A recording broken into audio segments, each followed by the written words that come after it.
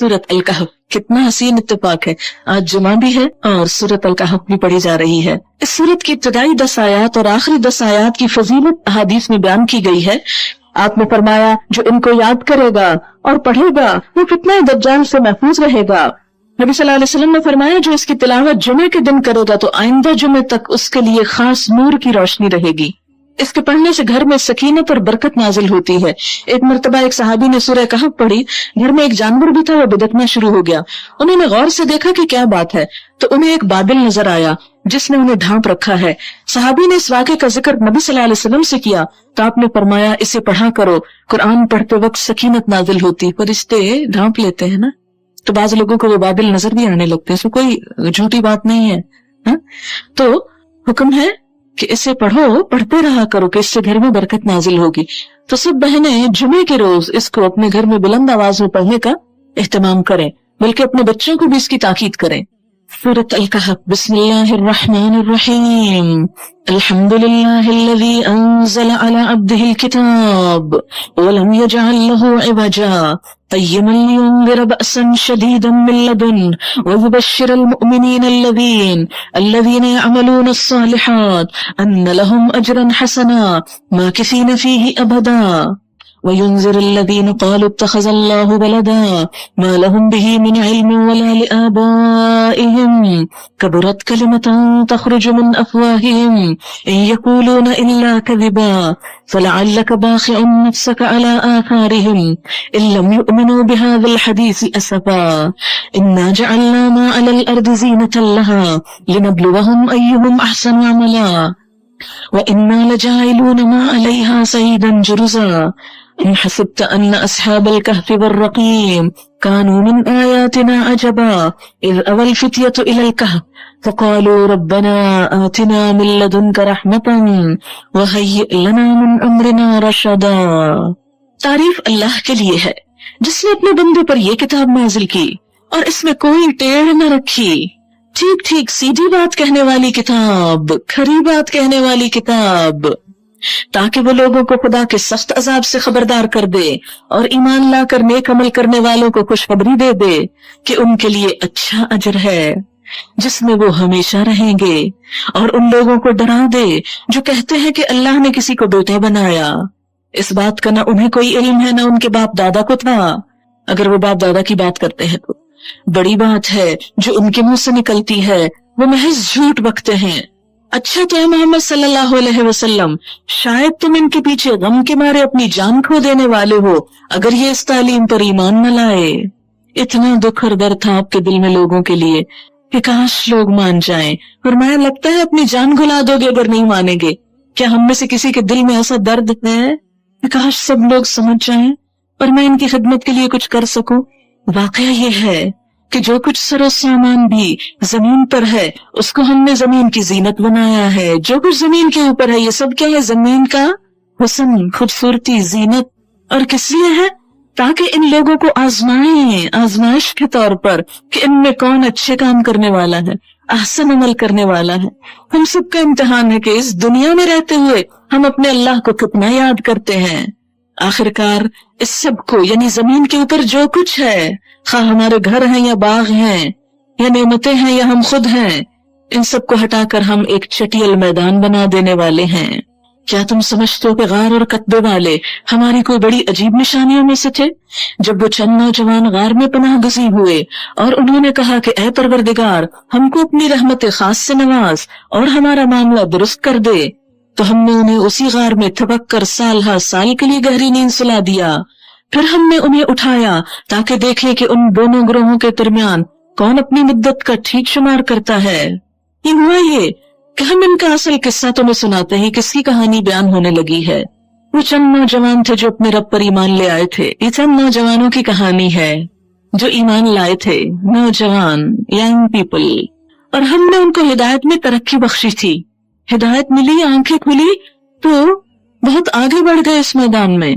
हमने उनके दिल उस वक्त मजबूत कर दिए जब वो उठे और उन्होंने ऐलान कर दिया कि हमारा रब तो बस वही है जो आसमानों और जमीन का रब है, हम उसे छोड़कर किसी दूसरे को माबूद न पुकारेंगे, यानी किसी और की बात न मानेंगे।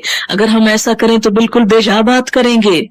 फिर उन्होंने आपस में एक दूसरे से कहा یہ ہماری قوم تو رب کائنات کو چھوڑ کر دوسرے خدا بنا بیٹھی ہے. یہ لوگ ان کے معبود ہونے پر کوئی واضح دلیل کیوں نہیں لاتے؟ آخر اس شخص سے بڑا ظالم اور کون ہو سکتا ہے جو اللہ پر جھوٹ باندھے؟ اب جب کہ تم ان سے اور ان کے معبودان غیر اللہ سے بے تعلق ہو چکے ہو تو چلو اب فلاں غار میں چل کر پناہ لو. یعنی چند نوجوان انہوں نے اپنا ایمان ڈکلیئر کر دیا کہ آج کے بعد بس ہم اللہ کی بات مانیں گے. تو ہوا کیا، ان کی اس بات سے پوری قوم ان کی دشمن ہو گئی اور ان کے قتل کے درپے ہو گئی. تو انہوں نے کیا کیا؟ ایمان کو نہیں چھوڑا، گھر بار چھوڑ دیے. کہتے ہیں کہ ایلیٹ کے بچے تھے، بہت انفلوئنشل پیپل کے بچے تھے کہ جو اپنے بچوں کے ہدایت پہ آنے سے گھبرا اٹھے. تو انہوں نے طرح طرح کی دھمکیاں دی، لیکن انہوں نے اپنے سارے عیش و عشرت کے سامان چھوڑے اور اللہ کے لیے اپنے گھروں کو چھوڑ کر ایک جنگل میں آ کر ایک غار کے اندر چھپ بیٹھے اپنا ایمان بچانے کے لیے. تھکا کے جب سو گئے تو کئی 100 سال سوئے رہے. تمہارا رب تم پر اپنی رحمت کا دامن وسیع کر دے گا اور تمہارے کام کے لیے سر و سامان مہیا کرے گا. جیسے سورۃ بنی اسرائیل کے شروع میں آتا ہے نا کہ اللہ کے سوا کسی کو اپنا کارساز نہ بناؤ، تو اس کا عملی نمونہ ہے یہ لوگ. تم انہیں غار میں دیکھتے تو تمہیں یہ نظر آتا کہ سورج جب نکلتا ہے تو ان کے غار کو چھوڑ کر دائیں جانب چڑھ جاتا ہے، اور جب وہ سورج غروب ہوتا تو ان سے بچ کر بائیں جانب اتر جاتا. سورج نے رستہ بدل لیا ان کی خاطر. اس طرح اللہ دنیا کو مسخر کر دیتا ہے اس شخص کے لیے جو اللہ کے لیے کوئی قربانی کر کے نکلتا ہے. اور وہ ہے کہ غار کے اندر ایک وسیع جگہ میں پڑے ہوئے ہیں. یہ اللہ کی نشانیوں میں سے ایک ہے. جس کو اللہ ہدایت دے وہی ہدایت پانے والا ہے، اور جسے اللہ بھٹکا دے اس کے لیے تم کوئی ولی مرشد نہیں پا سکتے. تم انہیں دیکھ کر یہ سمجھتے کہ وہ جاگ رہے ہیں، حالانکہ وہ سو رہے تھے. ہم انہیں دائیں بائیں کروٹ دلواتے رہتے تھے تاکہ بیڈ سورز نہ ہو جائیں. اللہ تعالیٰ خود سائڈز بدلوا رہے ہیں ان کی. اور ان کا کتا غار کے دہانے پہ ہاتھ پھیلائے بیٹھا تھا رکھوالی کو. کیسے اللہ انتظام کر رہا ہے حفاظت کے، کیونکہ وہ اللہ کی خاطر سب آرام چھوڑ کے آئے تھے. اگر تم کہیں جھانک کر انہیں دیکھتے تو الٹے پاؤں بھاگ کھڑے ہوتے اور تم پر ان کے نظارے سے دہشت بیٹھ جاتی. اور اسی عجیب کرشمے سے ہم نے انہیں اٹھا بٹھایا تاکہ ذرا آپس میں پوچھ گچھ کریں. ان میں سے ایک نے پوچھا، کہو کتنی دیر اس حال میں رہے؟ دوسرے نے کہا، شاید دن بھر یا اس سے کچھ کم رہے ہوں گے. پھر وہ بولے، اللہ ہی بہتر جانتا ہے کہ ہمارا وقت کتنا اس حال میں گزرا. چلو اب اپنے میں سے کسی کو چاندی کا یہ سکہ دے کر شہر بھیجیں تاکہ وہ دیکھے کہ سب سے اچھا کھانا کہاں ملتا ہے. سب سے اچھا کھانا، اللہ والے تو سب سے اچھا کھانا کھا رہے ہیں، کیونکہ ہمارے ہاں تو اللہ والے ہونے کا تصور کیا ہے کہ اچھا کھانا چھوڑ دو، وہاں سے وہ کچھ کھانے کے لیے لائے. بات یہ ہے کہ اپنی حیثیت اور حلال کی کمائی میں سے جو اچھا کھا سکتے ہو کھاؤ، بس اسراف نہ کرو، ضائع نہ کرو، ویسٹ نہ کرو، تکبر نہ کرو کھا کر، کسی کو حقیر نہ سمجھو. اور چاہیے کہ ذرا ہوشیاری سے کام کرے، ایسا نہ ہو کہ وہ کسی کو ہمارے یہاں ہونے سے خبردار کر بیٹھے.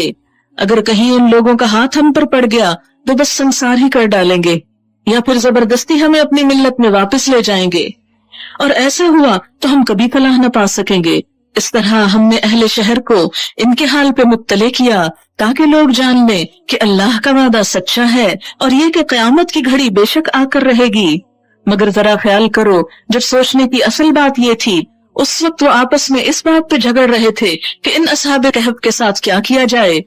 کچھ لوگوں نے کہا ان پہ ایک دیوار چن دو، ان کا رب ہی ان کے معاملے کو بہتر جانتا ہے.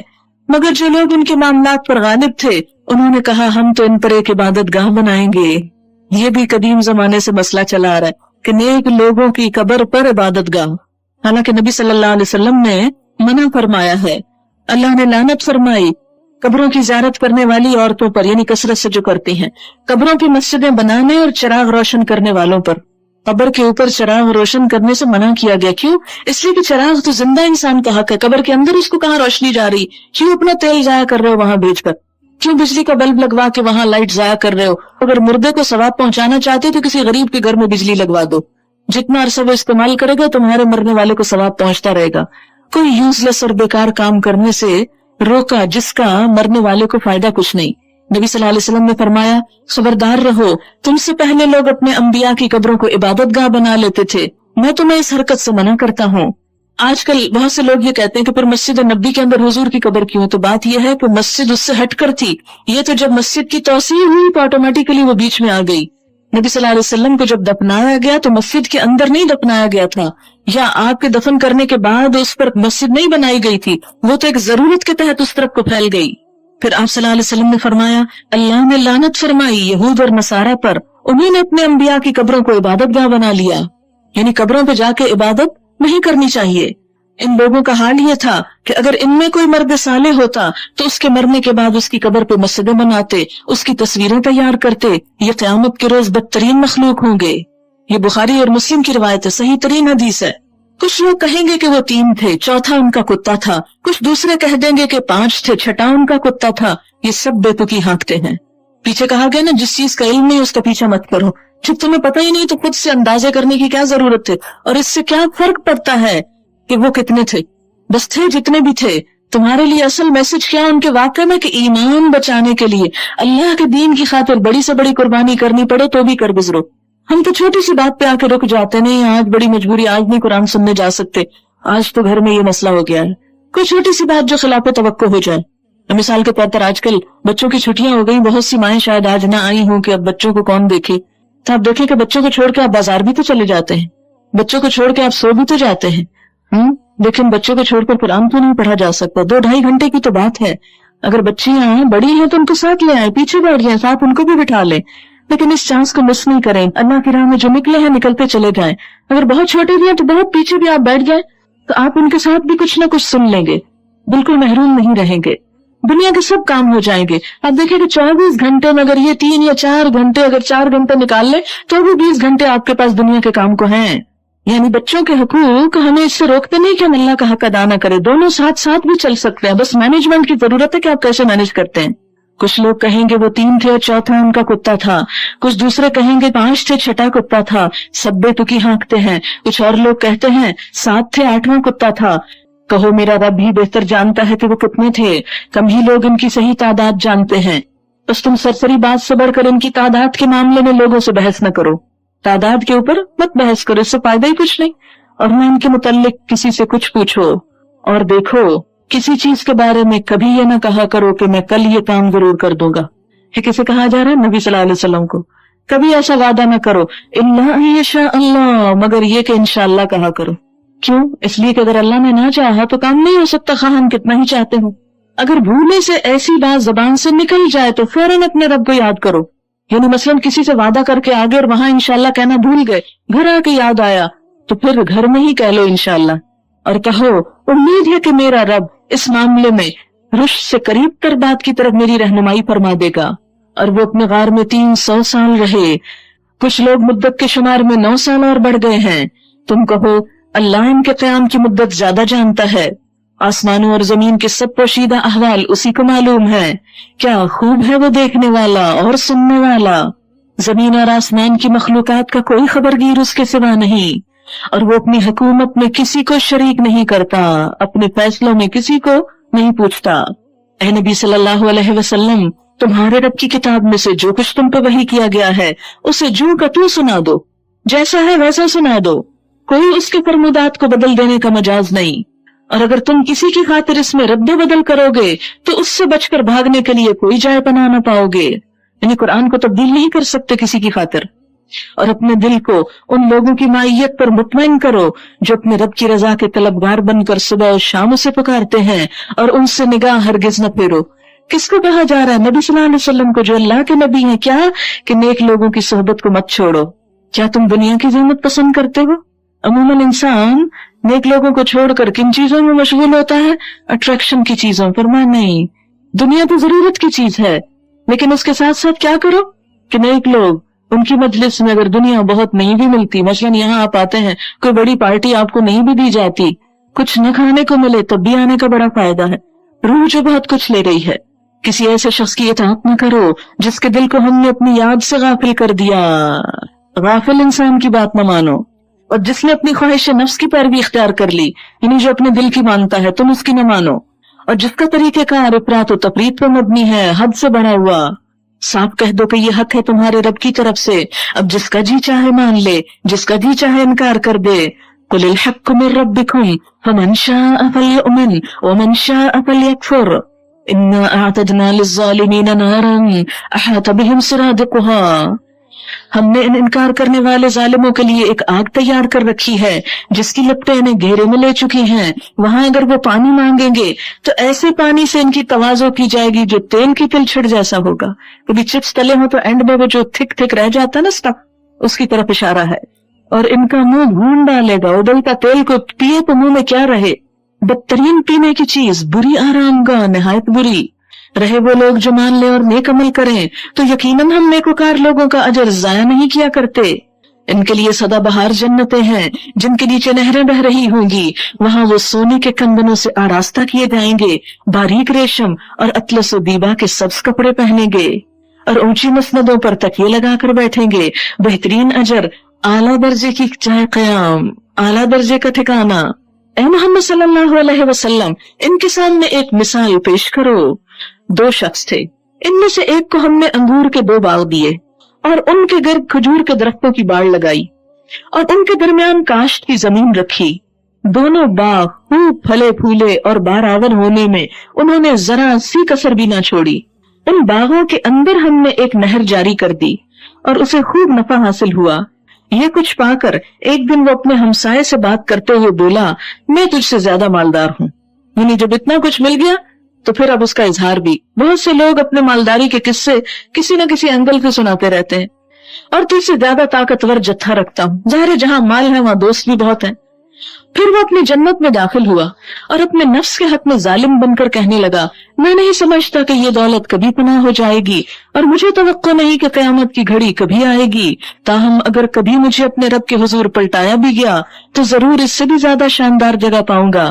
اس کے ہمسائے نے گفتگو کرتے ہوئے اس سے کہا، کیا تو کفر کرتا ہے اس ذات سے جس نے تجھے مٹی سے اور پھر نطفے سے پیدا کیا اور تجھے ایک پورا آدمی بنا کھڑا کیا؟ رہا میں تو میرا رب تو وہی اللہ ہے اور میں اس کے ساتھ کسی کو شریک نہیں کرتا. اور جب تو اپنی جنت میں داخل ہو رہا تھا اس وقت تیری زبان سے یہ کیوں نہ نکلا کہ ماشاء اللہ لا قوت الا باللہ، اگر تو مجھے مال اور اولاد میں اپنے سے کم پر پا رہا ہے تو بعید نہیں کہ میرا رب مجھے تیری جنت سے بہتر عطا فرمائے، کیونکہ حالات اور وقت بدلتے دیر نہیں لگتی، دولت ڈھلتی چھاؤں ہے. اور تیری جنت پر آسمان سے کوئی آفت بھیج دے جس سے وہ صاف میدان بن کر رہ جائے یا اس کا پانی زمین میں اتر جائے اور پھر تو اسے کسی طرح نہ نکال سکے. آخر ہوا یہ کہ اس کا سارا پھل مارا گیا اور وہ اپنے انگوروں کے باغوں کو چھتوں پر الٹا پڑا دیکھ کر اپنی لگائی ہوئی لاگت پر ہاتھ ملتا رہ گیا اور کہنے لگا، کاش میں نے اپنے رب کے ساتھ کسی کو شریک نہ ٹھہرایا ہوتا. یہاں آپ کو پتہ ہے کس کو شریک ٹھہرا رہا تھا؟ دولت کو، باغ کو. اس کی وجہ سے بہت اترا رہا تھا. نہ ہوا اللہ کو چھوڑ کر اس کے پاس کوئی جتھا کہ اس کی مدد کرتا، جنہیں وہ بڑی چیز سمجھتا تھا کہ میرے بہت جاننے والے ہیں، بہت کام آنے والے ہیں. اور نہ کر سکا وہ آپ ہی اس آفت کا مقابلہ. اس وقت معلوم ہوا کہ کارسازی کا سارا اختیار خدائے برحق ہی کے لیے ہے. انعام وہی بہتر ہے جو وہ بخشے، انجام وہی بخیر ہے جو وہ دکھائے. وَاضْرِبْ لَهُمْ مَثَلَ الْحَيَاةِ الدُّنْيَا كَمَاءٍ أَنزَلْنَاهُ مِنَ السَّمَاءِ. اور اے نبی صلی اللہ علیہ وسلم، انہیں دنیا کی حقیقت اس مثال سے سمجھاؤ کہ آج ہم نے آسمان سے پانی برسا دیا تو زمین کی پود خوب گھنی ہو گئی، خوب مال حاصل ہو گیا. کل وہی نباتات بھس بن کر رہ گئے، ہر نئی چیز پرانی ہو جاتی. جو آپ کھاتے ہیں عمدہ سے عمدہ وہ کیا بن کے نکلتا ہے، جو آپ پہنتے ہیں وہ پرانا ہو کر کیا لگتا ہے. اعلیٰ ترین گھر کچھ عرصے کے بعد رینوویٹ کرانا پڑتا ہے. باغ خزاں میں بدل جاتا ہے، ہر چیز پرانی ہو جاتی ہے. اس لیے کسی نئی چیز پر، کسی چمکنے والی چیز پر تکبر اور فخر نہیں ہونا چاہیے، اور اس کی وجہ سے کبھی اللہ کی نافرمانی نہیں ہونی چاہیے. کل وہی نباتات مس بن کر رہ گئی جسے ہوائیں اڑائے لیے پھرتی ہیں. اللہ ہر چیز پر قدرت رکھتا ہے. یہ مال اور یہ اولاد، المال والبنون زینت الحیات الدنیا، محض دنیاوی زندگی کی ہنگامی آرائش. والباقیات الصالحات، اصل میں تو باقی رہ جانے والی نیکیاں وہی تیرے رب کے نزدیک نتیجے کے لحاظ سے بہتر ہیں اور انہی سے اچھی امیدیں وابستہ کی جا سکتی ہیں. فکر اس دن کی ہونی چاہیے جبکہ ہم پہاڑوں کو چلا دیں گے اور تم زمین کو بالکل برہنہ پاؤ گے، اور ہم تمام انسانوں کو اس طرح گھیر کر جمع کریں گے کہ اگلوں پچھلوں میں سے ایک بھی نہ چھوٹے گا، کوئی ایک نہ بھاگے گا، نہ میں نہ آپ، اور سب کے سب تمہارے رب کے حضور صف در صف پیش کیے جائیں گے. وَعُرِضُوا عَلَىٰ رَبِّكَ صَفًّا، لائن قطار. ابھی تو ہم ایک بھگدڑ مچا دیتے ہیں نا، لیکن وہاں بھگدڑ نہ مچا سکیں گے. لان کا تاب. قرآن میں ایک سورۃ صف ہے، ایک صافات ہے. فرشتے کہتے ہیں انا لنحن الصافون، ہم صفیں باندھ کے رکھتے ہیں، اور ہم مسلمان کوئی لائن نہیں بناتے. کیوں کہ کانسیپٹ سے نہ آشنا، جنگلی اور وحشی جانوروں کی طرح ہجوم اور بھیڑ. کیوں اپنے صبر جو نہیں، اپنی باری کا انتظار جو نہیں. ہر شخص آگے جانا چاہتا ہے، ظاہر ہے ایک وقت میں ایک ہی جا سکتا ہے. وَأُعْرِضُوا عَلَىٰ رَبِّكَ صَفًّا لَقَدْ جِئْتُمُونَا كَمَا خَلَقْنَاكُمْ أَوَّلَ مَرَّةٍ. لو دیکھ لو، آ گئے نا تم ہمارے پاس اسی طرح جیسا ہم نے تم کو پہلی بار پیدا کیا تھا. تم سمجھتے تھے کہ تمہارے لیے تو وعدے کا کوئی وقت مقرر نہیں. وَوُضِعَ الْكِتَابُ، نامہ اعمال رکھ دیا جائے گا. اس وقت تم دیکھو گے کہ مجرم لوگ اپنی کتاب زندگی کے اندراجات سے ڈر رہے ہوں گے، جیسے کوئی بھی بچہ امتحانی پرچہ دیکھ کر ڈر رہا ہوتا ہے کہ پتہ نہیں نمبر کتنے آئے. ہر امتحان دینے والا رزلٹ کے دن خوف زدہ ہوتا ہے، پتہ نہیں کون سی ڈویژن، کون سا گریڈ آتا ہے، کہاں جا پہنچتا ہوں. تو قیامت کے دن ایک انسان اپنا اعمال نامہ دیکھ کر بھی ڈر رہا ہوگا اور کہہ رہے ہوں گے وَيَقُولُونَ يَا وَيْلَتَنَا، ہائے افسوس ہم پر، مَا لِهَٰذَا الْكِتَابِ، اس کتاب کو کیا ہے، لَا يُغَادِرُ صَغِيرَةً وَلَا كَبِيرَةً، اس نے نہ کوئی چھوٹی بات چھوڑی نہ بڑی چھوڑی، إِلَّا أَحْصَاهَا، مگر اس کو شمار کر کے رکھا. وَوَجَدُوا مَا عَمِلُوا حَاضِرًا، وَوَجَدُوا مَا عَمِلُوا حَاضِرًا، اور جو کچھ انہوں نے کیا تھا وہ سب اپنے سامنے حاضر پائیں گے. وَلَا يَظْلِمُ رَبُّكَ أَحَدًا، اور تیرا رب کسی ایک پر بھی ظلم نہ کرے گا. انسان قیامت کے دن اپنے ایک ایک عمل کو دیکھ لے گا، الگ الگ ہر چیز کے کیٹلاگ بنے ہوئے ہوں گے، سب پہ پوری کیلکولیشن کے ساتھ اللہ احسا شمار کیا ہوگا، گن گن کے رکھا ہوگا. کیا مثلاً وہ سب دوست جن کو میں نے دھوکہ دیا، وہ سب کتابیں جو میں نے پڑھی، وہ سب جھوٹ جو میں نے بولے، وہ آرام جو میں نے کسی کو دیا، وہ لطیفے جن پہ میں ہنسی، وہ کام جو مجھ سے غصے کی حالت میں ہوئے، وہ باتیں جن پہ میں اپنے بہن بھائیوں پہ چلائی، وہ لمحات جو میں والدین پر زیر لب بڑبڑائی، ایک ایک چیز گن کے رکھی ہوئی ہوگی. ضخیم کتاب، پوری زندگی کی کتاب. نہ صرف یہ کہ بولی ہوئی چیزیں بلکہ سوچیں بھی، وہ نفسانی شہوت بھری سوچیں جو میں سوچتی رہتی تھی، وہ حیوانی جذبات جنہوں نے مجھے مغلوب کر لیا اور حرام کام کروائے، یہ سب کے سب سامنے ہوں گے. دنیا میں اگر کوئی ہمیں یہ سب کچھ دکھا دے تو ہم آگے بڑھ کے وہ چھین کے پھاڑ ڈالیں، لیکن قیامت کے دن اپنا اعمال نامہ کوئی پھاڑ نہ سکے گا. انسان شکست خوردہ اور مایوس ہو کر بیٹھ جائے گا. آپ کو معلوم ہے کہ ایسی کمپیوٹر ڈسک تیار کر لی گئی ہے کہ جو جلائے جلتی نہیں، پانی میں بہائے نقصان دہ نہیں ہوتی، کہیں چھوڑ دو اس کی معلومات ضائع نہیں ہوتی. تو کیا اللہ تعالیٰ کے لیے مشکل ہے کہ وہ معلومات کو اس طرح سمیٹ کے رکھے کہ کوئی ان کو رد نہ کر سکے، مٹا نہ سکے؟ لیکن اس وقت انسان جو آنسو بہائے اور شرمندہ ہو وہ آج بہنے چاہیے، آج شرمندگی ہونی چاہیے، آج تنہائی میں ہمیں اپنے ہی گناہوں پہ سوچنا چاہیے. وہ پیٹ درد جو کل پڑے گا وہ آج پڑ جانا چاہیے. شرمندگی کے آنسوؤں سے اس ساری کتاب کے گناہوں کو مٹا ڈالیں. آج موقع ہے، کل چلا جائے گا. وَوُضِعَ الْكِتَابُ، کتاب سامنے لائی جائے گی، رکھ دی جائے گی. فَتَرَى الْمُجْرِمِينَ مُشْفِقِينَ مِمَّا فِيهِ، تم دیکھو گے مجرم قصوروار لوگ اپنی کتاب زندگی کے اندراجات سے ڈر رہے ہوں گے. وہ کام چھپ چھپ کے جو ہم کرتے ہیں لوگوں سے، حرام کام، کہیں گے کیا ہوا اس کتاب کو، کچھ بھی نہیں چھوٹا، ایک اشارہ بھی نہیں چھوٹا. بعض اوقات ہم اشاروں سے ہنس دیتے ہیں کسی پہ، زیر لب مسکراتے ہیں کسی کی بات دیکھ کر، وہ بھی لکھ لیا جاتا ہے. اور تیرا رب کسی پہ ظلم نہ کرے گا. یاد کرو جب ہم نے فرشتوں سے کہا تھا کہ آدم کو سجدہ کرو تو انہوں نے سجدہ کیا مگر ابلیس نے نہ کیا. کان من الجن، یہ ابلیس جنوں میں سے تھا، اس لیے اپنے رب کے حکم کی اطاعت سے نکل گیا، کیونکہ آزادی ہے نا جنوں کو بھی. اب کیا تم مجھے چھوڑ کر اس کو اور اس کی ذریت کو اپنا دوست بناتے ہو، مجھے چھوڑ کر اسے اپنا سرپرست بناتے ہو، مددگار سمجھتے ہو، حالانکہ وہ تمہارے دشمن ہیں. بڑا ہی برا بدل ہے جسے ظالم لوگ اختیار کر رہے ہیں. میں نے آسمان و زمین پیدا کرتے وقت ان کو نہیں بلایا تھا، اور میں خود ان کی اپنی تخلیق میں انہیں شریک کیا تھا. یہ میرا کام نہیں کہ گمراہ کرنے والوں کو اپنا مددگار بنایا کروں. پھر کیا کریں گے یہ لوگ اس روز جبکہ ان کا رب ان سے کہے گا کہ پکارو اب ان ہستیوں کو جنہیں تم میرا شریک سمجھ بیٹھے تھے. یہ ان کو پکاریں گے مگر وہ ان کی مدد کو نہ آئیں گے، اور ہم ان کے درمیان ایک ہی ہلاکت کا گڑھا مشترک کر دیں گے. سارے مجرم اس روز آگ دیکھ لیں گے اور سمجھ لیں گے کہ اب انہیں اس میں گرنا ہے، اور وہ اس سے بچنے کے لیے کوئی جائے پناہ نہ پائیں گے. وَلَقَدْ صَرَّفْنَا فِي هَذَا الْقُرْآنِ لِلنَّاسِ مِنْ كُلِّ مَثَلٍ وَكَانَ الْإِنسَانُ أَكْثَرَ شَيْءٍ جَدَلًا. ہم نے اس قرآن میں لوگوں کو طرح طرح سے سمجھایا مگر انسان بڑا ہی جھگڑالو واقع ہوا. ان کے سامنے جب ہدایت آئی تو اسے ماننے اور اپنے رب کے حضور معافی چاہنے سے آخر ان کو کس چیز نے روک دیا؟ اس کے سوا اور کچھ نہیں کہ وہ منتظر ہیں کہ ان کے ساتھ بھی وہی کچھ ہو جو پچھلی قوموں کے ساتھ ہو چکا، یا یہ کہ وہ عذاب کو سامنے آتے دیکھ لیں. رسولوں کو ہم اس کام کے سوا اور کسی غرض کے لیے نہیں بھیجتے کہ وہ بشارت اور تنبیہ کی خدمت انجام دیں، مگر کافروں کا حال یہ ہے کہ وہ باطل کے ہتھیار لے کر حق کو نیچا دکھانے کی کوشش کرتے ہیں، اور انہوں نے میری آیات کو اور ان تنبیہات کو جو انہیں کی گئی مذاق بنا لیا ہے. افسوس کہ آج ہم مسلمانوں نے خود اپنے قرآن اور اس کے احکامات کا مذاق بنا لیا. اور اس شخص سے بڑھ کر ظالم اور کون ہے جسے اس کے رب کی آیات سنا کر نصیحت کی جائے اور وہ ان سے منہ پھیر لے، اللہ کی بات سن کے منہ موڑ کے چلا جائے اور اس برے انجام کو بھول جائے جس کا سر و سامان اس نے اپنے لیے خود اپنے ہاتھوں کیا ہے. جن لوگوں نے یہ روش اختیار کی ہے ان کے دلوں پر ہم نے غلاف چڑھا دیے ہیں جو انہیں قرآن کی بات سمجھنے نہیں دیتے، اور ان کے کانوں میں ہم نے گرانی پیدا کر دی. تم انہیں ہدایت کی طرف کتنا ہی بلاؤ وہ اس حالت میں کبھی ہدایت نہ پائیں گے. تیرا رب بڑا درگزر کرنے والا اور رحیم ہے، وہ ان کے کرتوتوں پر انہیں پکڑنا چاہتا تو جلد ہی عذاب بھیج دیتا، مگر ان کے لیے وعدے کا ایک وقت مقرر ہے اور اس سے بچ کر بھاگ نکلنے کی یہ کوئی راہ نہ پائیں گے. یہ عذاب رسیدہ بستیاں تمہارے سامنے موجود ہیں، انہوں نے جب ظلم کیا تو ہم نے انہیں ہلاک کر دیا اور ان میں سے ہر ایک کی ہلاکت کے لیے ہم نے وقت مقرر کر رکھا تھا. اب موسیٰ علیہ السلام اور خضر علیہ السلام کا قصہ.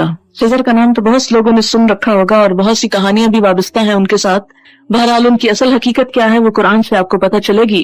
کہا جاتا ہے کہ ایک سائل کے جواب میں موسیٰ علیہ السلام نے کہہ دیا کہ اس وقت مجھ سے بڑا کوئی عالم نہیں. تو اللہ تعالیٰ کو یہ جملہ پسند نہیں آیا کہ اگر ان کا پسند نہیں آیا تو ہمارا، اگر ہم میں سے کوئی یہ کہے کہ میں سب سے زیادہ جانتا ہوں، مجھے سب پتا ہے، بہت ناپسندیدہ جملہ ہے کہ کوئی کہے مجھے سب پتا ہے. اور وحی کے ذریعے نے مطلع کیا کہ ہمارا ایک بندہ خضر جو تجھ سے بھی بڑا عالم ہے. حضرت موسیٰ نے پوچھا یا اللہ اس سے ملاقات کس طرح ہو سکتی، کیونکہ نیک لوگ ہمیشہ بڑے علماء کی ملاقات کے شوقین ہوتے ہیں.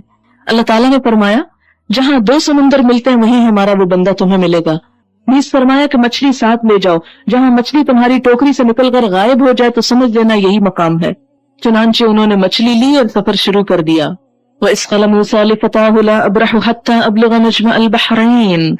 ذرا ان کو وہ قصہ سنا جو موسیٰ علیہ السلام کو پیش آیا تھا جبکہ موسیٰ علیہ السلام نے اپنے خادم سے کہا تھا. کہتے یہ یوشع بن نون تھے جو ان کے بعد نبی بھی ہوئے لیکن آپ کی صحبت میں رہے اور آپ کی خدمت بھی کرتے تھے کہ میں اپنا سفر ختم نہ کروں گا جب تک کہ دو دریاؤں کے سنگم پر نہ پہنچ جاؤں، کیونکہ اللہ تعالیٰ نے یہی فرمایا تھا کہ وہاں تک جاؤ خضر سے ملنا ہے. تو اس سے کیا پتہ چلتا ہے کہ علم حاصل کرنے کے لیے سفر کرنا ضروری ہوتا ہے. اور کتنا سفر ابھی دیکھیے، ورنہ ایک زمانہ دراز تک چلتا ہی رہوں گا، یعنی لمبے سے لمبا سفر بھی کرنا پڑے تو کر جاؤ. بس جب وہ ان کے سنگم پر پہنچے تو اپنی مچھلی سے غافل ہو گئے اور وہ نکل کر اس طرح دریا میں چلی گئی جیسے کوئی سرنگ لگی ہو. آگے جا کر موسیٰ علیہ السلام نے اپنے خادم سے کہا لاؤ ہمارا ناشتہ، آج کے سفر میں تو ہم بری طرح تھک گئے. ایسا کہنا کوئی گناہ کی بات نہیں، اگر سفر میں کبھی انسان تھک جائے اور کہے کہ میں تھک گیا ہوں، کوئی حرج نہیں، نیچرل سا اظہار ہے. خادم نے کہا آپ نے دیکھا یہ کیا ہوا؟ جب ہم اس چٹان کے پاس ٹھہرے ہوئے تھے اس وقت مجھے مچھلی کا خیال نہ رہا اور شیطان نے مجھ کو ایسا غافل کیا کہ میں اس کا ذکر آپ سے کرنا بھول گیا. مچھلی تو عجیب طریقے سے نکل کر دریا میں چلی گئی. اب آپ حیران ہوگے کہ بھلا یہ کیسے؟ یہ اللہ کی قدرت ہر چیز پر غالب ہے. موسیٰ علیہ السلام نے کہا اسی کی تو ہمیں تلاش تھی، ہمیں تو وہیں جانا تھا. چنانچہ وہ دونوں اپنے نقش قدم پہ پھر واپس ہوئے. یعنی اگر علم کی تلاش میں راستہ بھول جائیں تو تھک کر گھر نہ جائیں، پھر واپس آ کر بھی ڈھونڈ لیں. موسیٰ علیہ السلام نے کہا اسی کی ہمیں تلاش تھی. چنانچہ وہ دونوں اپنے نقش قدم پر واپس ہوئے اور انہوں نے ہمارے بندوں میں سے ایک بندے کو پایا جسے ہم نے اپنی رحمت سے نوازا تھا اور اپنی طرف سے ایک خاص علم عطا کیا تھا، خاص علم. موسیٰ علیہ السلام نے اس سے کہا کیا میں آپ کے ساتھ رہ سکتا ہوں تاکہ آپ مجھے بھی اس دانش کی تعلیم دے جو آپ کو سکھائی گئی؟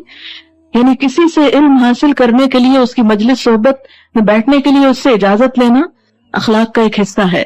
اس نے جواب دیا آپ میرے ساتھ صبر نہیں کر سکتے، یعنی علم کا راستہ صبر کا راستہ ہے اور آپ صبر نہیں رکھتے، اور جس چیز کی آپ کو خبر نہ ہو آخر اس پر صبر کر بھی کیسے سکتے ہیں؟ یعنی جو علم انسان کے پاس نہیں ہوتا انسان چاہتا جلدی سے مل جائے، لیکن علم کے لیے صبر ضروری ہوتا ہے. موسیٰ نے کہا علیہ السلام انشاءاللہ آپ مجھے صابر پائیں گے. یعنی ڈٹرمنیشن دیکھیے، اور میں کسی معاملے میں آپ کی نافرمانی نہ کروں گا، یعنی اگر کمٹمنٹ کی ہے تو استاد کی نافرمانی نہیں، پھر استاد کی مرضی پہ چلنا ہوگا۔ اس نے کہا اچھا، اگر آپ میرے ساتھ چلتے ہیں تو مجھ سے کوئی بات نہ پوچھیں جب تک کہ میں خود اس کا آپ سے ذکر نہ کروں، یعنی بہت زیادہ سوال نہ کریں، میں خود ہی بتاؤں گا جو بھی میں کروں گا۔ اب وہ دونوں روانہ ہوئے، یہاں تک کہ وہ کشتی میں سوار ہو گئے تو اس شخص نے کشتی میں شگاف ڈال دیا۔ موسیٰ علیہ السلام نے کہا آپ نے اس میں شگاف ڈال دیا تاکہ سب کشتی والوں کو ڈبو دے، یعنی فوراً ہی استاد کے کام پر تنقید، یہ تو آپ نے ایک سخت حرکت کر ڈالی۔ اس نے کہا میں نے تم سے کہا نہ تھا تم میرے ساتھ صبر نہیں کر سکتے، میری پالیسی کو سمجھ نہیں سکتے، اس لیے تم مجھ سے علم نہیں حاصل کر سکو گے۔ موسیٰ علیہ السلام نے کہا بھول چوک پر مجھے نہ پکڑیے، میرے معاملے میں آپ ذرا سختی سے کام نہ لیں، استاد سے ریکویسٹ کی جا سکتی کہ ذرا ہم سے نرمی سے معاملہ کریں۔ پھر وہ دونوں چلے، یہاں تک کہ ان کو ایک لڑکا ملا اور اس شخص نے اسے قتل کر دیا۔ خضر علیہ السلام نے لڑکا قتل کر دیا۔ موسیٰ علیہ السلام نے کہا آپ نے ایک بے گناہ کی جان لے لی، حالانکہ اس نے کسی کا خون نہ کیا تھا، یہ کام تو آپ نے بہت برا کیا۔ اس نے کہا خضر نے میں نے تم سے کہا نہ تھا کہ تم میرے ساتھ صبر نہیں کر سکتے۔ موسیٰ علیہ السلام نے کہا اس کے بعد اگر میں آپ سے کچھ پوچھوں تو آپ مجھے ساتھ نہ رکھیں، لیجیے اب تو میری طرف سے آپ کو عذر مل گیا، استاد کو راضی کر لینا چاہیے اگر وہ ناراض ہو جائے۔ پھر وہ آگے چلے، یہاں تک کہ ایک بستی میں پہنچے اور وہاں کے لوگوں سے کھانا مانگا، مگر انہوں نے ان دونوں کی ضیافت سے انکار کر دیا۔ انہوں نے وہاں ایک دیوار دیکھی جو گر رہی تھی، اس شخص نے اس دیوار کو پھر قائم کر دیا۔ موسیٰ علیہ السلام نے کہا اگر آپ چاہتے تو اس کام کی اجرت لے سکتے تھے۔ اس نے کہا بس میرا تمہارا ساتھ ختم ہوا۔ اس پر حضور صلی اللہ علیہ وسلم نے فرمایا کاش موسیٰ علیہ السلام ایسا نہ کرتے تو ہمیں کچھ اور باتیں بھی معلوم ہو جاتی ان کے ذریعے، یعنی نہ کہتے کہ آپ اس کے بعد مجھے ساتھ نہ رکھتے۔ بہرحال اب میں تمہیں ان باتوں کی حقیقت بتاتا ہوں جن پر تم صبر نہ کر سکے۔ اس کشتی کا معاملہ یہ ہے کہ وہ چند غریب آدمیوں کی تھی جو دریا میں محنت مزدوری کرتے تھے۔ میں نے چاہا اسے یاددار کر دوں کیونکہ آگے ایک ایسے بادشاہ کا علاقہ تھا جو ہر کشتی کو زبردستی چھین لیتا تھا۔ رہا وہ لڑکا تو اس کے والدین مومن تھے، ہمیں اندیشہ ہوا کہ یہ لڑکا اپنی سرکشی اور کفر سے ان کو تنگ کرے گا، اس لیے ہم نے چاہا کہ ان کا رب اس کے بدلے ان کو ایسی اولاد دے جو اخلاق میں بھی اس سے بہتر ہو اور جس سے صلہ رحمی بھی زیادہ متوقع ہو۔ اور اس دیوار کا معاملہ یہ ہے کہ یہ 2 یتیم لڑکوں کی ہے جس شہر میں رہتے ہیں۔ اس دیوار کے نیچے ان بچوں کے لیے خزانہ مدفون ہے، ان کا باپ ایک نیک آدمی تھا، اس لیے تمہارے رب نے چاہا کہ یہ دونوں بچے بالغ ہوں اور اپنا خزانہ نکال لیں، یہ تمہارے رب کی رحمت کی بنا پہ کیا گیا۔ وما فعلته عن امری، میں نے کچھ اپنے اختیار سے نہیں کر دیا۔ ذالک تأویل ما لم تستطع علیہ صبرا، یہ ہے حقیقت ان باتوں کی جن پہ تم صبر نہ کر سکے۔ وآخر دعوانا ان الحمد للہ رب العالمین۔ سبحانک اللہم وبحمدک نشہد ان لا الہ الا انت نستغفرک ونتوب الیک نحمدہ ونصلی علی رسولہ الکریم اما بعد فاعوذ باللہ من الشیطان الرجیم بسم اللہ الرحمن الرحیم رب اشرح لی صدری ویسر لی امری واحلل عقدۃ من لسانی یفقہوا قولی قال ألم أقل لك إنك لن تستطيع معي صبرا قال إن سألتك عن شيء بعدها فلا تصاحبني قد بلغت من لدني عذرا فانطلقا حتى إذا أتيا أهل قرية استطعما أهلها فأبوا أن يضيفوهما فوجدا فيها جدارا يريد أن ينقض فأقامه قال لو شئت لاتخذت عليه أجرا قال هذا فراق بيني وبينك سأنبئك بتأويل ما لم تستطع عليه صبرا۔ شروع کرتی ہوں اللہ کے نام سے جو بے انتہا مہربان نہایت رحم فرمانے والا ہے۔ اس نے کہا میں نے تم سے کہا نہ تھا کہ تم میرے ساتھ صبر نہیں کر سکتے۔ موسیٰ علیہ السلام نے کہا اس کے بعد اگر میں آپ سے کچھ پوچھوں تو آپ مجھے ساتھ نہ رکھیں، لیجئے اب تو میری طرف سے آپ کو عذر مل گیا۔ پھر وہ آگے چلے، یہاں تک کہ ایک بستی میں پہنچے اور وہاں کے لوگوں سے کھانا مانگا، مگر انہوں نے ان دونوں کی ضیافت سے انکار کر دیا۔ وہاں انہوں نے ایک دیوار دیکھی جو گرا چاہتی تھی، اس شخص نے اس دیوار کو پھر قائم کر دیا۔ موسیٰ علیہ السلام نے کہا اگر آپ چاہتے تو اس کام کی اجرت لے سکتے تھے۔ اس نے کہا بس میرا تمہارا ساتھ ختم ہوا، اب میں تمہیں ان باتوں کی حقیقت بتاتا ہوں جن پر تم صبر نہ کر سکے۔ اس کشتی کا معاملہ یہ ہے کہ وہ چند غریب آدمیوں کی تھی جو دریا میں محنت مزدوری کرتے تھے۔ میں نے چاہا کہ اسے عیبدار کر دوں کیونکہ آگے ایک ایسے بادشاہ کا علاقہ تھا جو ہر کشتی کو زبردستی چھین لیتا تھا۔ رہا وہ لڑکا تو اس کے والدین مومن تھے، हमें अंदेशा हुआ कि ये लड़का अपनी सरकशी और कुफ्र से इनको तंग करेगा, इसलिए हमने चाहा कि इनका रब इसके बदले इनको ऐसी औलाद दे जो अखलाक में भी इससे बेहतर हो और जिससे सिला रहमी भी ज्यादा मुतवक्के हो। और इस दीवार का मामला ये है कि ये 2 यतीम लड़कों की है जो इस शहर में रहते हैं। इस दीवार के नीचे इन बच्चों के लिए खजाना मदफून है और इनका बाप एक नेक आदमी था, इसलिए तुम्हारे रब ने चाहा कि ये दोनों बच्चे बालिग हों और अपना खजाना निकाल लें। ये तुम्हारे रब की रहमत की बिना पर किया गया है, मैंने कुछ अपने इख्तियार से नहीं कर दिया है। यह है हकीकत उन बातों की जिन पर तुम सब्र न कर सके। وَيَسْأَلُونَكَ عَنْ ذِي الْقَرْنَيْنِ قُلْ سَأَتْلُو عَلَيْكُمْ مِنْهُ ذِكْرًا إِنَّا مَكَّنَّا لَهُ فِي الْأَرْضِ وَآتَيْنَاهُ مِنْ كُلِّ شَيْءٍ سَبَبًا فَأَتْبَعَ سَبَبًا۔ اور اے محمد صلی اللہ علیہ وسلم، یہ لوگ تم سے ذوالقرنین کے بارے میں پوچھتے ہیں، ان سے کہو میں اس کا کچھ حال تم کو سناتا ہوں۔ ذوالقرنین کے بارے میں قرآن پاک سے ہمیں پتہ چلتا ہے کہ وہ ایک حکمران تھا جس کو اللہ تعالیٰ نے بہت سے اسباب اور وسائل، فیسلٹیز اور ذرائع عطا کر رکھے تھے۔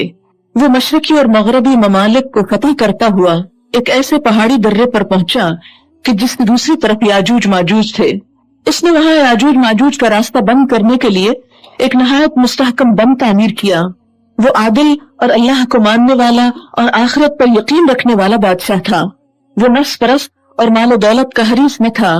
کہا جاتا ہے کہ یہ تمام صفات جس پر فٹ آتی ہیں وہ مشہور تاریخی شخصیت جسے سائرس کے نام سے یا ذوالقرنین کے نام سے پہچانا جاتا ہے، جو بہت ہی قابل قدر خدمات انجام دے کر دنیا سے رخصت ہوا۔ اس میں توجہ کے قابل جو بات ہے وہ یہ ہم سب کے غور کرنے کی کہ ایک طرف وہ اللہ اور یوم آخرت پر ایمان رکھتا تھا، دوسری طرف وہ عادل تھا، اور تیسری طرف یہ کہ اللہ نے اس کو دنیا کے وسائل بے پناہ عطا کیے تھے اور ان وسائل کو وہ اللہ کے حکم کے مطابق انسانوں کی بھلائی کے لیے استعمال کرتا تھا۔ اس لیے اس صورت میں یہاں پر اس کا کردار ہمارے سامنے رکھا گیا کہ آج بھی اگر انسانوں میں سے کسی کو اللہ دنیا کے وسائل دے تو وہ اسے کس طرح استعمال کرے۔ اور اے محمد صلی اللہ علیہ وسلم، یہ لوگ تم سے ذوالقرنین کے بارے میں پوچھتے ہیں۔ قرن کیا تسنیہ ہے قرنین، 2 سینگ والا۔ یا تو واقعی اس کے سر پہ 2 سینگ اٹھے ہوئے تھے، یا پھر یہ کہ اس کے سر پہ بالوں کی 2 لٹیں تھیں، یا یہ کہ اس نے دنیا کے 2 کناروں مشرق و مغرب پر پہنچ کر وہاں پر اپنی حکومت قائم کی۔ بہرحال جو بھی وجہ ہو اس کا نام ذوالقرنین ہی تھا یا اسے ذوالقرنین ہی کے نام سے پہچانا جاتا تھا۔ ان سے کہو میں اس کا کچھ حال تم کو سناتا ہوں۔ اچھا، سوال یہ پیدا ہوتا ہے کہ نبی صلی اللہ علیہ وسلم سے ایسے قصے کیوں پوچھے جاتے تھے، ایسے سوال کیوں کیے جاتے تھے؟ اس لیے تاکہ آپ کے علم کو اور آپ کی نبوت کی حقیقت کو جانچا جا سکے۔ فرمایا ہم نے اس کو زمین میں اقتدار عطا کر رکھا تھا اور اسے ہر قسم کے اسباب اور وسائل بخشے تھے۔ اس نے پہلے مغرب کی طرف ایک مہم کا فر و سامان کیا، حتیٰ کہ جب وہ غروب آفتاب کی حد تک پہنچ گیا تو اس نے سورج کو ایک کالے پانی میں ڈوبتے دیکھا اور وہاں اسے ایک قوم ملی۔ ہم نے کہا اے ذوالقرنین، تجھے یہ قدرت بھی حاصل ہے کہ ان کو تکلیف پہنچائے اور یہ بھی کہ ان کے ساتھ نیک رویہ اختیار کرے، یعنی اللہ نے اس کو اتنی اتھارٹی دے رکھی تھی کہ وہ لوگوں کے ساتھ جو چاہے معاملہ کرے۔ لیکن اس نے کہا جو ان میں سے ظلم کرے گا ہم اس کو سزا دیں گے، پھر وہ اپنے رب کی طرف پلٹایا جائے گا اور وہ اسے اور زیادہ سخت عذاب دے گا، اور جو ان میں سے ایمان لائے گا اور نیک عمل کرے گا اس کے لیے اچھی جزا ہے اور ہم اس کو نرم احکام دیں گے۔ پھر اس نے ایک دوسری مہم کی تیاری کی، یہاں تک کہ طلوع آفتاب کی حد تک جا پہنچا۔ وہاں اس نے دیکھا کہ سورج ایک ایسی قوم پر طلوع ہو رہا ہے جس کے لیے دھوپ سے بچنے کا کوئی سامان ہم نے فراہم نہیں کیا، یعنی ایسے کسی صحرا میں رہنے والے لوگ تھے جہاں کوئی پہاڑ یا درخت وغیرہ بھی نہ تھے۔ یہ حال تھا ان کا، اور ذوالقرنین کے پاس جو کچھ تھا اسے ہم جانتے تھے۔ پھر اس نے ایک اور مہم کا سامان کیا، یہاں تک کہ جب 2 پہاڑوں کے درمیان پہنچا تو اسے ایک ایسی قوم ملی جو مشکل ہی سے کوئی بات سمجھتی تھی، یعنی لینگویج بیریئر تھا۔ ان لوگوں نے کہا کہ اے ذوالقرنین، یاجوج اور ماجوج اس زمین میں فساد پھیلاتے ہیں، تو کیا ہم تجھے کوئی ٹیکس اس کام کے لیے دیں کہ تو ہمارے اور ان کے درمیان ایک بند تعمیر کر دے؟ اس نے کہا جو کچھ میرے رب نے مجھے دے رکھا ہے وہ بہت ہے، بس تم محنت کرو، اور محنत سے मेरी मदद करो, मैं तुम्हारे और उनके दरमियान एक बंद बनाए देता हूँ, मुझे लोहे की चादरें ला दो। आखिर जब दोनों पहाड़ों के दरमियानी खला को उसने पाट दिया तो लोगों से कहा कि अब आग दहकाओ, हत्ता कि जब ये आहनी दीवार यानी लोहे की दीवार बिल्कुल आग की तरह सुर्ख हो गई तो उसने कहा, लाओ अब मैं इस पर पिघला हुआ तांबा डालूं। ये बंद ऐसा था कि याजूज माजूज इस पर चढ़कर भी न आ सकते थे और इसमें सुराख करना उनके लिए और भी मुश्किल था। जुल्करनैन ने कहा, ये मेरे रब की रहमत है, जब मेरे रब के वादे का वक्त आएगा तो वो इस दीवार को पैबंद खाक कर देगा और मेरे रब का वादा बरहक है, यानी जब क़यामत आएगी तो मजबूत लोहे की दीवारें इंसानों को कुछ न बचा सकेंगी। ओ तरकना बअदहुम यौमइज़िन यमूजु फी बअद व नुफ़िख़ फ़िस्सूर फ़जमअनाहुम जमआ। और उस रोज यानी क़यामत के रोज हम लोगों को छोड़ देंगे कि समुंदर की मौजों की तरह एक दूसरे से गत्थम गत्था हो, यानी एक दूसरे में आ मिलेंगी मौजें और सूर फूंका जाएगा और हम सब इंसानों को एक साथ जमा कर लेंगे। और वो दिन होगा जब हम जहन्नम को काफिरों के सामने ले आएंगे, उन काफिरों के सामने जो मेरी नसीहत की तरफ से अंधे बने हुए थे। इससे क्या पता चलता है कि कुफ्र सिर्फ अल्लाह ताला की जात का इनकार नहीं, बल्कि कुफ्र ये भी है कि उसकी नसीहत को ना सुनना, उसकी नसीहत की तरफ तवज्जो न करना। और यहाँ पर आप देखें कि बहुत काबिल गौर है ये अल्फाज अरबी के, अल्लज़ीन कानत अयुनुहुम फी ग़िताइन अन ज़िक्री, वो जिनकी निगाहें मेरे जिक्र से ढकी हुई थी, यानी मेरे जिक्र को पढ़ते नहीं थे। जिक्र पर कौन सा जिक्र है? यहाँ कुरान मुराद है कि मेरे कुरान की तरफ निगाह करने का उनको वक्त नहीं था। और दूसरी तरफ वकानू ला यस्ततिऊन समआ, वो सुनने की इस्तिताअत भी न रखते थे, उन्हें सुनने की तौफीक भी न थी, वो सुनना भी न चाहते थे। इससे क्या पता चलता है कि अगर कोई शख्स पढ़ न सकता हो तो उसे कम अज कम कुरान सुनना तो जरूर चाहिए और सुनने के मौके को हाथ से जाने नहीं देना चाहिए। अफ़हसिबल्लज़ीन कफ़रू अन यत्तख़िज़ू इबादी मिन दूनी औलिया इन्ना आतदना जहन्नम लिलकाफ़िरीन नुज़ुला। तो क्या ये लोग जिन्होंने कुफ्र इख्तियार किया है ये ख्याल रखते हैं कि मुझे छोड़कर मेरे बंदों को अपना कारसाज बना ले? हमने ऐसे काफिरों की ज़ियाफ़त के लिए जहन्नम तैयार कर रखी है। ये किन काफिरों की बात हो रही है? ये किन का जिक्र है जो अल्लाह को छोड़कर अल्लाह के बंदों को अपना मददगार समझे, कारसाज समझे, जो अल्लाह के बंदों जैसे बहुत से बंदे अल्लाह के मरे हुए नेक बंदों को अपना कारसाज समझते हैं, अपना मददगार समझते हैं कि वो उन्हें अल्लाह से कुछ लेकर देंगे या उन्हें जब अल्लाह ताला पकड़ेगा तो ये छुड़ा लेंगे। जैसे हमारे यहाँ एक मशहूर शेर है, खुदा जो पकड़े छुड़ा ले मोहम्मद, मोहम्मद का पकड़ा छुड़ा कोई नहीं सकता। सरी शिर्क है। किस तरह हो सकता है कि अल्लाह ताला किसी को पकड़ना चाहे और फिर कोई और उस पकड़े हुए को छुड़ा ले, और अगर हुजूर सल्लल्लाहु अलैहि वसल्लम पकड़े तो कोई भी ना छुड़ा सके। इसी को गुलूब कहा जाता है। ऐ मोहम्मद सल्लल्लाहु अलैहि वसल्लम, इनसे कहो, किनसे? लोगों से। क्या? कुल हल नुनब्बिउकुम बिल अख्सरीन आमाला, कुल हल नुनब्बिउकुम बिल अख्सरीन आमाला, क्या हम तुमको बताएं कि अपने आमाल में सबसे ज्यादा नाकाम और नामुराद लोग कौन हैं? जो काम भी करते हैं लेकिन इसके बावजूद वो नाकाम भी हैं, उनके काम उनको कोई फायदा न देंगे। कौन है वो लोग? अल्लज़ीन दल्ल सअयुहुम फिल हयातिद दुनिया व हुम यहसबून अन्नहुम युहसिनून सुना। ये वो लोग हैं जिनकी दुनिया की जिंदगी में ही उनकी सारी कोशिशें भटकी रहीं, जिनकी सारी कोशिशें उनकी दुनिया की जिंदगी में ही गुम होकर रह गई, यानी जिनका उठना बहना जीना मरना भाग दौड़ सब का सब सिर्फ दुनिया के लिए था और उसमें आखिरत का कुछ भी हिस्सा न था। कहीं वो हम तो नहीं कि हमारी सारी कोशिशें सिर्फ दुनिया के लिए हो और आखिरत का कुछ भी हिस्सा न हो। अल्लज़ीन दल्ल सअयुहुम फिल हयातिद दुनिया व हुम यहसबून अन्नहुम युहसिनून सुना, और वो समझते हैं कि वो बहुत अच्छे काम कर रहे हैं, वो सब कुछ ठीक कर रहे हैं। उलाइका अल्लज़ीन कफरू बिआयाति रब्बिहिम, یہی وہ لوگ ہیں جنہوں نے اپنے رب کی آیات کو ماننے سے انکار کیا، کیونکہ رب کی آیات تو یہ بتاتی ہیں کہ انسان کو صرف اس دنیا کے لیے نہیں، دوسری دنیا کے لیے بھی کوشش کرنی ہے، اور یہیں پر کرنی ہے۔ یہ دنیا، یہ وقت ہمیں صرف اس دنیا کو سنوارنے کے لیے ہی نہیں ملا، یہ وقت ہمیں اس دنیا کو سنوارنے کے لیے بھی ملا ہے۔ اس لیے ہماری کوششیں بہت کوششیں ہونی چاہیے کہ یہاں کی ضروریات پوری ہوتی رہے اور اس زندگی کی تیاری ہوتی رہے جہاں جا کر ہمیشہ رہنا ہے، جو اصل گھر ہے۔ بالکل اس طرح جیسے کچھ لوگ کمائی کرنے مڈل ایسٹ چلے جاتے ہیں، اوورسیز چلے جاتے ہیں، اور پھر وہاں وہ دن رات ایک کرتے ہیں، ڈبل شفٹ لگاتے ہیں، خوب پیسہ کماتے ہیں، اور وہاں اپنی جان پر بھی بہت تھوڑا خرچ کرتے ہیں، جو کچھ ہوتا ہے جمع کر کے پاکستان بھیجتے رہتے ہیں، یہاں مکان بنواتے ہیں، سب چیزیں تیار کرتے ہیں، اور کئی سال وہاں لگا کر یہاں پر کیوں آتے ہیں کہ جا کے اب آرام کریں، کوئی چھت ہو سر چھپانے کے لیے، کوئی گھر ہو سکون حاصل کرنے کے لیے، کوئی نعمتیں ہوں امن سے پچھلی زندگی بسر کرنے کے لیے۔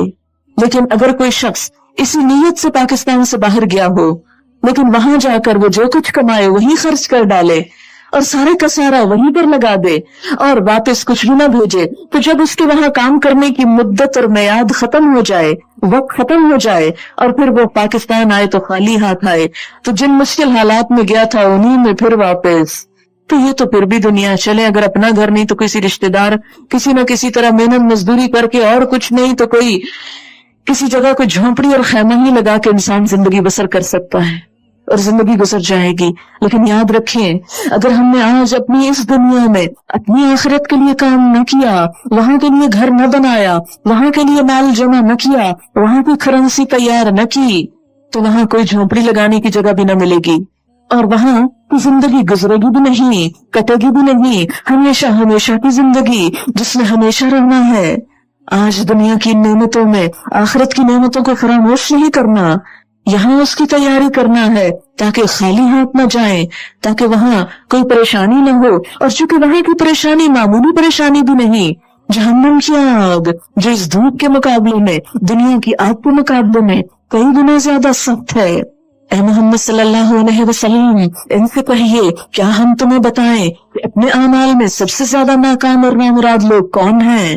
وہ کہ دنیا کی زندگی میں جن کی ساری کوشش راہ راست سے بھٹکی رہی، اور وہ سمجھتے رہے کہ وہ سب کچھ ٹھیک کر رہے ہیں، کیونکہ ہر انسان یہ سمجھتا ہے کہ وہ بالکل ٹھیک کر رہا ہے، اسی لیے تو اپنے حالات بدلنے کی کوشش نہیں کرتا۔ یہ وہ لوگ ہیں جنہوں نے اپنے رب کی آیات کو ماننے سے انکار کیا اور اس کی حضور پیشی کا یقین نہ کیا، اس لیے ان کے سارے اعمال ضائع ہو گئے، سارے اعمال ضائع ہو گئے، کیونکہ جو کوشش انسان صرف دنیا کے لیے کرتا ہے اور آخرت کی نیت نہیں رکھتا، اس کا بدلہ آخرت میں کچھ بھی ملنے والا نہیں۔ فَلَا نُقِيمُ لَهُمْ يَوْمَ الْقِيَامَةِ وَزْنًا، اور